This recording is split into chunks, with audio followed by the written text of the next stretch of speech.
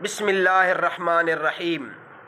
میرے محترم سامعین و ناظرین، آج میں آپ کی خدمت میں ایک ایسی روایت کی حقیقت ذکر کروں گا جو زبان زد عام ہے۔ اکثر اخبارات، رسائل، کتب، تقاریر وغیرہ میں علم کے عنوان پر جب بھی بات ہوتی ہے تو یہ کہا جاتا ہے کہ حضور پاک صلی اللہ علیہ وسلم نے فرمایا، اگر تمہیں تحصیل علم کے لیے چین بھی جانا پڑے تو جاؤ۔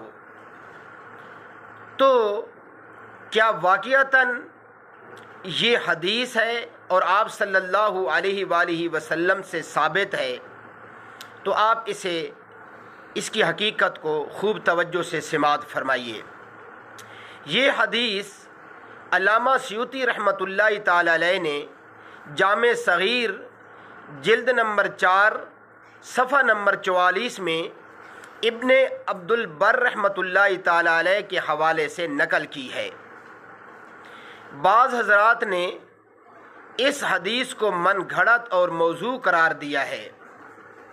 بہرحال یہ حدیث کسی درجے میں بھی لائق اعتبار ہو بھی صحیح تو اس سے مراد علم دین ہے، یعنی اس حدیث میں آپ صلی اللہ علیہ وآلہ وسلم علم دین کی اہمیت کو اجاگر فرما رہے ہیں کہ اگر علم دین کے حصول کے لیے آپ کو دور دراز کا سفر ہی کیوں نہ کرنا پڑے تو آپ کو جانا ہوگا علم دین کے حصول کے لیے۔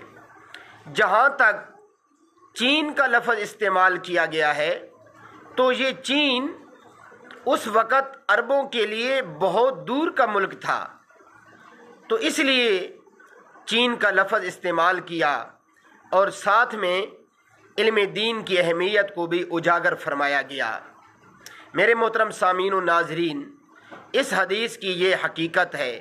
اللہ رب العزت ہمیں صحیح طور پر آپ صلی اللہ علیہ وآلہ وسلم کی تعلیمات مبارکہ کے مطابق زندگی بسر کرنے کی توفیق عطا فرمائے۔